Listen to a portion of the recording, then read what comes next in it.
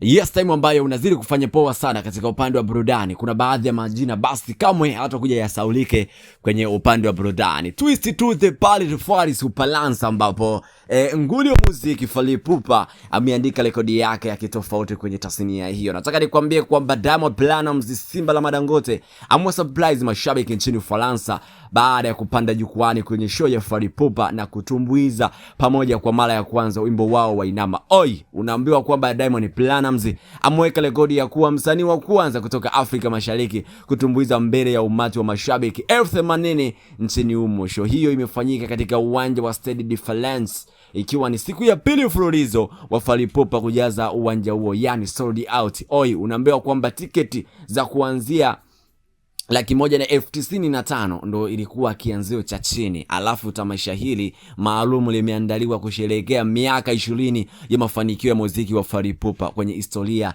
tayari imeandikwa. Nataka nikwambie kwamba miongoni mwa vitu ambavyo vimevutiwa mashabiki katika karia hii ya muziki ni kumuona Simba la Madangote kutoka East Africa akipeperusha vyema bendera ya Tanzania katika Umoja wa Mataifa, na kizuri ambacho kimezidi kuvutia baada ya kuperform goma lao la Inama ambalo pale mjini YouTube lina miaka 6 na lina zaidi ya ticket views milioni 165. Ni miongoni mwa ngoma ambazo zimefanya poa sana by the way katika mafanikio ya Diamond Platnumz na Fally Ipupa. Sasa miongoni mwa track hizo ni ngoma ya tatu ambayo ina watazamaji wengi pale mjini YouTube, huku track ya kwanza ikiwa ya Inos B na ya pili ikiwa ni ya Koffi Olomide ya Wa, miongoni mwa tracks ambazo zimekuwa na views wengi. Sasa this time around katika tamasha hilo la Fally Ipupa, nguri wa burudani kutoka pale nchini Kongo ameweza kuonesha kila ambacho kinastahili katika kali ya burudani. Sasa till now amezidi kuwa miongoni mwa wasanii ambao wamebarikiwa kuwa na vipaji vikubwa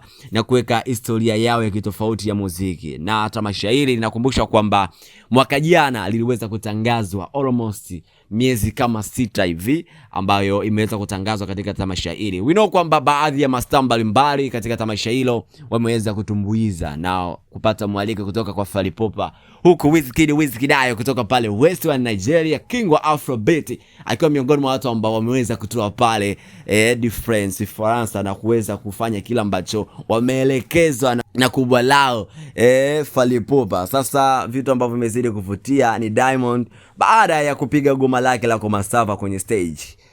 Ukiachana na Inama, ngoma ambayo ameweza kuiperform Simba la Madangote, same energy, same pressure, akaweza kutumbuiza kila ambacho ni kikubwa. We know kwamba Diamond ni miongoni mwa wasanii ambao kutoka Afrika wana energy kubwa. Siku chache fulani hivi ametangaza retro tour kwa mwaka 2026. Sasa baadhi ya watu wanaamini namna gani ambavyo nguli huyo anazidi kufanya kazi kwa umakini na kwa weledi wa hali ya juu, jitihada na juhudi zikiweza kufanya poa sana. So this time around tunawishi kwamba Diamond Platnumz huenda akaja kutumbuiza hapa Ufaransa katika uwanja huu wa kihistoria wa kimataifa, na baadhi ya mashabiki wamekuwa wakiuliza uwanja ukoje, na ni maalum. Ni kwamba uwanja huu wa Stade de France ni uwanja ambao unatumika upande wa Ufaransa kimataifa katika shughuli za mpira wa miguu katika nchi hiyo, lakini vile vile ni miongoni mwa viwanja ambavyo vinafanya na matamasha makubwa katika nchi hiyo. Kama nchi ya Ufaransa basi na matamasha, mara nyingi matamasha yake huweza kupoa pale na kufanya vizuri. Sasa this time around yupo Fally Ipupa